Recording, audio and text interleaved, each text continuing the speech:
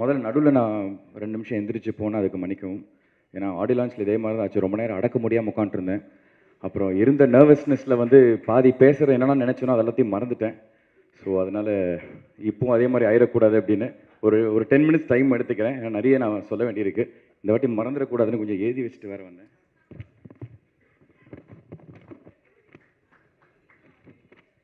இல்லை முதல்ல பிருத்வி சொன்ன மாதிரி தான் அதே ஜேர்னியில் தான் நானும் இருந்திருக்கேன். என்னோட ஒவ்வொரு படத்துக்கும் வந்து ஸ்டேஜில் சொல்லுவாங்க இந்த மாதிரி இப்போ இல்லைங்க இந்த படத்தோட வெற்றி விழாவில் நம்ம சந்திப்போன்னு. அது வந்து எனக்கு இன்னும் இங்கே நிற்கிறது வந்து எனக்கு வந்து ஒரு ட்ரீம் மாதிரி தான் இருக்குது. நம்ம வாழ்க்கையில் இது நடக்குதா அப்படிங்கிற நேற்று கூட என் ஒய்ஃப் கீக்கி கிட்ட சொல்லிட்டு இருந்தேன். நேற்று கூட கீக்கி கிட்ட தான் சொல்லிட்டு இருந்தேம்மா எனக்கு நம்பவே முடியலம்மா என் லைஃப்பில் இப்படி ஒரு நல்லது நடக்குதா அப்படின்னு. ஸோ இந்த வெற்றி படம் இதை வெற்றி படமாக ஆக்கிய பத்திரிகை நண்பர்கள், ஊடக நண்பர்கள், மக்கள் எல்லாருக்குமே ரொம்ப ரொம்ப நன்றி. Thank you for giving me this success. இது நான் ஆடியோ லான்ச்லேயே சொல்லியிருந்தேன். இது வந்து எனக்கு ரொம்ப ஒரு ஸ்பெஷலான ஒரு ஃபில்ம் அப்படின்னு. இது ஏன் ஸ்பெஷல் அப்படின்னா வந்து ஃபர்ஸ்ட் ஆஃப் ஆல் இது எனக்கு ஒரு நிறைய பரிசுகள் இந்த படம் எனக்கு கொடுத்தது. நிறைய சர்ப்ரைசஸ், நிறைய கிஃப்ட்ஸ் ஒன்று கொடுத்தது. என்னென்னா முதல்ல வந்து எல்லாருமே வந்து நான் எல்லா யூடியூப் வீடியோஸும் பார்த்தேன், பப்ளிக்கோட ஃபீட்பேக் பார்த்தேன், உங்களோட ரிவ்யூஸ் எல்லாத்தையும் பார்த்தேன்.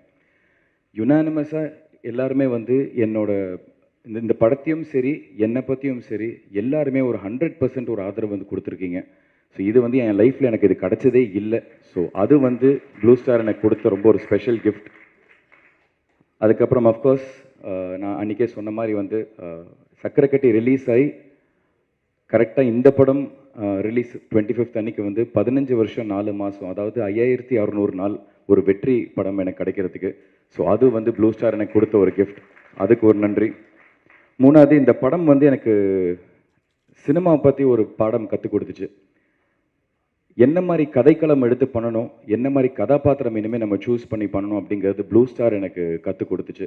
ஸோ அதுக்கு வந்து ஒரு நன்றி.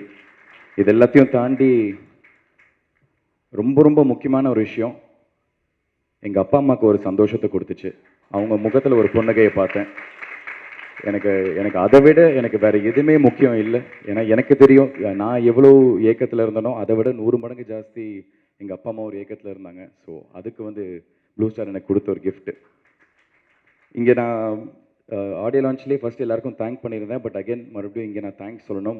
முக்கியமாக first starting from Sakthi film factory, Sakthi Velan sir இந்த படத்தை வந்து பட்டி தொட்டி வரைக்கும் எல்லா இடத்துலையும் கொண்டு போய் ரீச் பண்ணது, அவரோட அந்த பிராண்டிங், அவருக்கு ஒரு பெரிய தேங்க்ஸ் நான் சொல்லிக்கிறேன். அதுக்கப்புறம் producers Murthy sir and Soundarya ma'am இவ்வளோ சப்போர்ட்டிவான ப்ரொடியூசர்ஸாக இருந்திருக்கீங்க.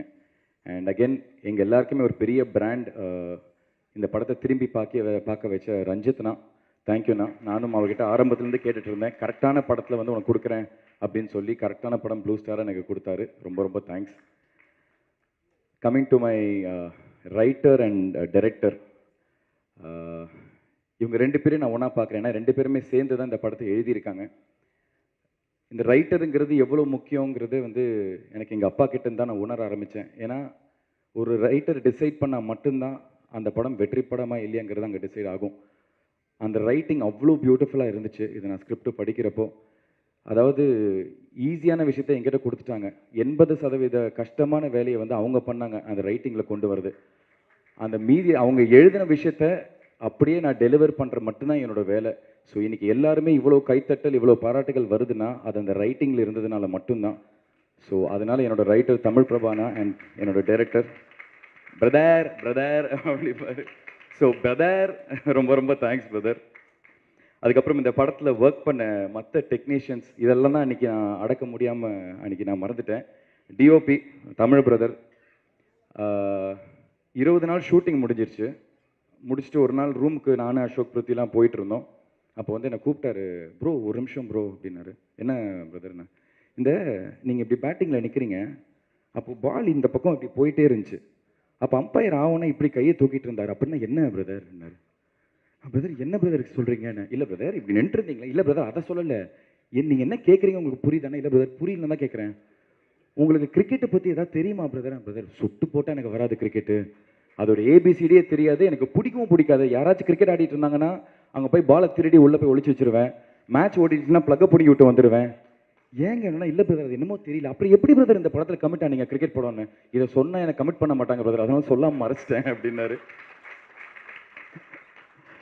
ஆனால் அதுலேயும் a lot of respect, because இந்த ஸ்போர்ட்டை பற்றி எதுவுமே தெரியாமல் அதை கற்றுக்கணுன்னு ஒரு ஆர்வத்தை எடுத்து அதை தெரியாமல் நடிக்கிறதும் ஒரு கலை தான்.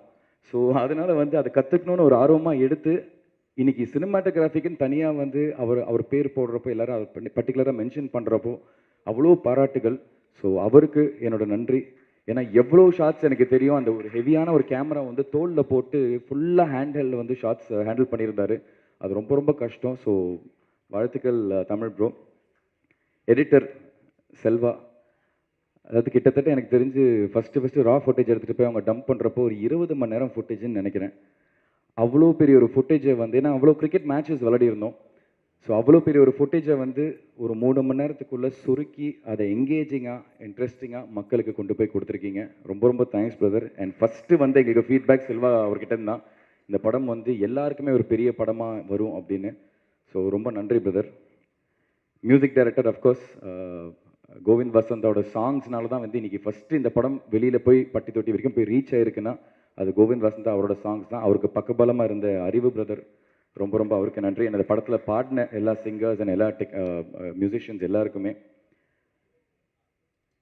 அசிஸ்டன்ட் டைரக்டர்ஸ் அங்கெங்கேன்னு வந்து மாடு மாதிரி ஓடி ஓடி அலைஞ்சு அந்த ரோடில் பிளாக் பண்ணி ஒருத்தருக்கு இந்த கண்டமேனிக்கு திட்டு வாங்குறது, அதெல்லாத்தையும் கேட்டு சிரிச்சுட்டு தேங்க்யூங்க அப்படின்னு சொல்லிட்டு அந்த திட்டெல்லாம் வாங்கிட்டு எங்களுக்கு அவ்வளோ தூரம் ஓடி ஓடி வேலை பார்த்தாங்க.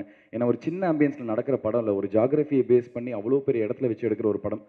ஸோ பயங்கரமாக அவங்க உழைச்சிருக்காங்க. ஸோ அந்த அசிஸ்டன்ட் டைரக்டர்ஸ், அதுக்கப்புறம் எல்லாருமே டெக்னிக்கல் க்ரூலேருந்து லைட்டை தூக்குன லைட்மேன்லேருந்து ப்ரொடக்ஷனில் வேலை பார்த்த அண்ணா அக்கா எல்லாருக்குமே ஒரு பெரிய நன்றி. எல்லாருக்குமே ஒரு பெரிய ஒரு உழைப்பு போட்டிருக்காங்க இந்த படத்தில். அப்புறம் முக்கியமாக blue star boys and alpha boys,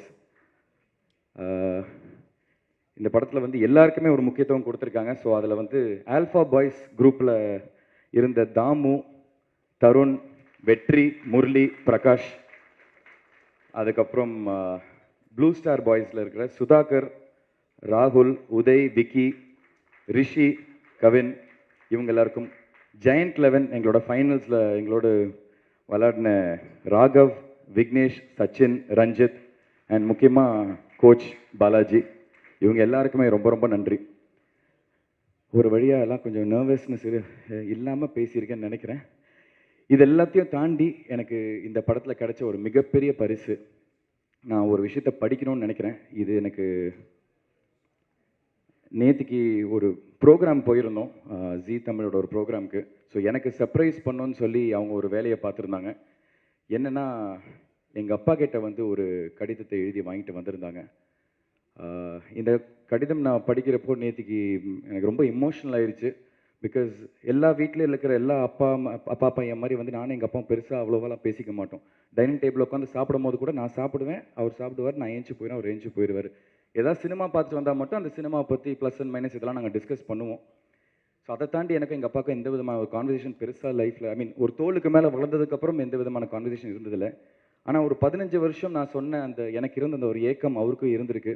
அந்த 15 வருஷம் அவர் பேசாமல் என்கிட்ட இருந்தது எல்லாமே இந்த ஒரு 4 பக்கத்தில் அவர் எழுதி கொடுத்துருந்தாருங்கிற நான் ரொம்ப உணர்ந்தேன். ஸோ இதை நான் கண்டிப்பாக இது எல்லாருக்கும் படிக்கணும்னு நினைக்கிறேன். Sorry if I'm taking some time. என் பிரிய மகன் சிங்காவுக்கு உன் அன்பு அப்பா ஆசை முத்தங்களுடன் எழுதும் கடிதம். அநேகமாக இதுதான் முதல் கடிதமாக இருக்கும்னு நினைக்கிறேன். ஏன்னா கடிதங்கள் மூலமாக நம்ம பேசுகிற அளவுக்கு ஒரு பெரிய இடைவேளை இருந்ததே இல்லை. அதோட எனக்கு இங்கிலீஷ் எழுத வராது, உனக்கு தமிழ் படிக்க வராது. அது முழுசாக உண்மை இல்லைங்க, தமிழில் தான் எழுதியிருக்கு, நான் படிச்சுட்ருக்கேன். அவர் கையெழுத்தா எனக்கு அவ்வளோவா புரியாது. எனக்கு இங்கிலீஷ் எழுத வராது, உனக்கு தமிழ் படிக்க வராது. இப்போ இல்லை, சின்ன வயசுலேருந்து நீ வேட்டியை மடிச்சுக்கிட்டு படத்தில் டயலாக்ஸ் வந்து நீ கேட்டு தான் மனப்பாடம் பண்ணி நடிச்சிருக்க. இப்போ காலங்கள் வேகமாக உருண்டோடி உனக்கு கல்யாணமாக ஆயிடுச்சு. சின்னப்போ நீ ஒரு சின்ன டைலமாவில் இருந்த. அதாவது உனக்கு கிரிக்கெட் ரொம்ப நல்லா வருதுன்னு உங்கள் ஸ்கூல் கிரிக்கெட் கோச் உன்னை அதில் வந்து விட்டால் நல்ல பிளேயராக நீ வர வாய்ப்பு இருக்குது அப்படின்னு உங்கள் அம்மா மூலியமாக எனக்கு ஒரு தகவல் ஒன்று வந்துச்சு. பெற்றவங்களா குழந்தைங்களுக்கு முதல்ல நல்ல படிப்பு தான் கொடுக்கணும், கொடுக்க வேண்டியது நம்ம கடமை. அதனால் வந்து அதை கொடுப்போம். மற்றதை அவங்க வந்து உணர்ந்து வளர்ந்து முடிவு பண்ணிப்பாங்க அப்படின்னு நானும் அம்மாவும் நினச்சோம். ஆனால் சும்மா கடந்த சங்க ஊதி கெடுத்த கதையாக ஒரு நாள் நான் வந்து ஒரு டைலாகை எழுதி படித்து பார்த்துட்டு இருக்கிறப்போ நீ திடீர்னு அந்த ரூம்குள்ளே நுழைஞ்ச. நான் வாயை வச்சுக்கிட்டு சும்மா இருக்காமல், டே சிங்கா, என் படத்தில் உன் வயசில் என் மகனாக நடிக்கிற மாதிரி ஒரு கேரக்டர் இருக்குது, நீ நடிக்கிறியான்னு கேட்டேன். நீ நடிக்கிறியான்னு கேட்டேன், நான் யோசிக்காமல் கேட்டேன். நீயும் சாதாரணமாக ஓகே நடிக்கிறேன், என்ன பண்ணணும்னு நீயும் சொல்லிட்ட. எனக்கு ஒரு சின்ன ஷாக் ஆயிடுச்சு. சரின்னு ஒரு டயலாக் ஒன்று சொல்லி வெளியிலிருந்து உள்ளே வந்து டயலாகை பேசிக்கிட்டே சோஃபாவில் இருக்கிற புக்ஸை நகர்த்தி வச்சு ஒரு டவலை மடித்து வச்சுக்கிட்டு இந்த டயலாக்ஸை பேசணும்னு சொன்னேன். நீயும் ஒரு தடவைக்கு 2 தடவை டயலாகை கேட்டு தெரிஞ்சுக்கிட்டு வெளியே ஏறி போனேன். நான் ஆக்ஷன்னு சொன்ன உடனே டயலாகை பேசிக்கிட்டே உள்ளே வந்து அந்த டவலை மடித்து வச்சுக்கிட்டு அந்த சோஃபாவில் இருக்கிற புக்ஸை எடுத்து வச்சுட்டு ஓகேயான்னு கேட்டேன். இப்போ நான் பேந்த முழித்தேன். நீ சரியாக கரெக்டாக நடித்ததுக்கப்புறமும் நான் பேக் அடிச்சிட்டேன்னா உனக்கு ரொம்ப ஹர்ட் ஆகிரும்னு லீவ் நாட்களாக பார்த்து நான் ஷூட்டிங்கை வச்சு இந்த படத்தை முடித்தேன். அது கிரிக்கெட்லேருந்து உன் ரூட்டை நடிகனாக திசை மாற்றிருச்சு. அதுக்கப்புறம் உனக்கு சக்கரக்கட்டி படத்தில் எல்லாம் அமைஞ்சும் சக்ஸஸ் சரியாக அமையலை. அடுத்தடுத்து அது தொடர வீட்டில் எல்லாருமே டிஸ்டர்ப் ஆனோம். ஆனால் நானும் மம்மியும் உனக்கு கரெக்டான டேலண்ட் இருக்குது, தன்னம்பிக்கையை மட்டும் விட்டுறாதேன்னு நாங்கள் உன்னை என்கரேஜ் பண்ணிக்கிட்டே இருந்தோம். நீயும் விட்டுறக்கூடாதுன்னு அப்பப்போ கொஞ்சம் சோர்ந்து போவேன், ஆனால் விடாமல் ஹார்ட் ஒர்க் பண்ணிக்கிட்டே இருந்தேன். உன் முதல் இன்ட்ரெஸ்ட் கிரிக்கெட்டாக இருந்து அது மிஸ் ஆகியிருந்தும் டச்சு விடாமல் அப்பப்போ விளையாடிக்கிட்டே இருந்தேன். இப்போ ப்ளூ ஸ்டார் திரைப்படத்தில் ஒரு கிரிக்கெட் பிளேயராக உனக்கு ஒரு கேரக்டர் கிடச்சி படமும் சக்ஸஸ் ஆகி பேசப்படுற அளவுக்கு பேசப்படுற ரேஞ்சுக்கு உனக்கு பேரும் புகழும் இன்றைக்கி கிடச்சிருக்கு. உன் உழைப்புக்கும் திறமைக்கும் கரெக்டான களம் அமைச்சு உன்னை தூக்கி விட்டவங்க தயாரிப்பாளர்கள் ரஞ்சித்னா, உன்னோட டைரக்டர் ஜெயக்குமார், உன் கூட நடித்த கோ ஆக்டர்ஸ் அண்ட் இந்த படத்தோட மொத்த டெக்னீஷியன்ஸ் எல்லாருக்கும் என்னோட மனமார்ந்த நன்றியை நான் தெரிவிச்சுக்கிறேன். நீயும் இதை எந்த உயரத்துக்கு போனாலும் நன்றியோட இதை மனசில் பிடிச்சி வச்சுக்கோ, பதிச்சு வச்சுக்கோ சார். நான் கிழக்கே போகும் ரயில் படத்தில் ஹீரோவுக்கு கவிதை மாதிரி ஒரு வசனம் எழுதியிருந்தேன். எல்லாருக்கும் நேரம் வரும் தெரிஞ்சுக்கோ, நல்லவருக்கே நிலைச்சிருக்கும் புரிஞ்சுக்கோ, கல்லாருக்கும் செல்வம் வரும் தெரிஞ்சுக்கோ, காப்பாற்றதான் புத்தி இருக்கணும் புரிஞ்சுக்கோ, இதை மனசில் என்றைக்குமே பத்திரமா பூட்டி வச்சுக்கோ, வெற்றிகள் உன்னை தொடரட்டும், வாழ்த்தி வணங்குகிறேன். மொத்த குழுவுக்கும் நன்றி. அன்புடன் கே. பாக்யராஜ். இது எனக்கு ரொம்ப இமோஷனல் ஆயிருச்சு. ஏன்னா எனக்கு நல்லா ஞாபகம் இருக்குது, எங்கள் அம்மா என்கிட்ட சொல்லியிருக்காங்க, எங்கள் அப்பா வந்து கண்ணீர் விட்டுருக்காரு. நான் நிறைய பேரை வந்து லான்ச் பண்ணியிருக்கேன், நான் நிறைய பேருக்கு வந்து ஒரு பெரிய லைஃப் கொடுத்துருக்கேன். ஆனால் என்னால் வந்து என் பையனுக்கு வந்து அந்த விதமான ஒரு பிரேக்கை கொடுக்க முடியலன்னு. ஸோ அன்றைக்கி நான் யோசிச்சுட்டே இருந்தேன், எனக்கு ஒன்றும் பெரிய வெற்றிலாம் வேணாம், அந்த கண்ணீரை துடைக்கிற அளவுக்கு ஒரு சக்ஸஸ் எனக்கு கிடைச்சா போதும், அவர் சிரித்து ஒரு நாள் நான் பார்க்கணும், எனக்கு அது போதும்னு. அது இன்றைக்கி ப்ளூ ஸ்டார் மூலமாக எனக்கு கிடச்சிருக்கிறது எனக்கு ரொம்ப ரொம்ப சந்தோஷமாக இருக்குது. அதை நான் ரொம்ப மனப்பூர்வமாக நம்புகிறேன். ஸோ இது மனசார ஒரு விஷயம் சொல்கிறேன், உங்கள் எல்லாருக்குமே, இங்கே இருக்கிற எல்லாருக்குமே ரொம்ப ரொம்ப ரொம்ப நன்றி. இது நான் என்றைக்குமே கண்டிப்பாக ரஞ்சித்னா, ப்ரொடியூசர்ஸ் ஜெயினா, தமிழ் பிரபானா, நான் என்றைக்குமே இந்த நன்றி நான் மறக்கவே மாட்டேன். பேசணும்னு நினச்சேன், இவ்வளோ மனசுக்குள்ளே நிறைய விஷயங்கள் இருந்துச்சு, அதனால தான் இவ்வளோ நேரம் டைம் எடுத்துக்கிட்டேன். ரொம்ப சாரி. பத்திரிகை நண்பர்கள் எல்லாருக்குமே ரொம்ப நன்றி, மக்களுக்கு ரொம்ப ரொம்ப நன்றி.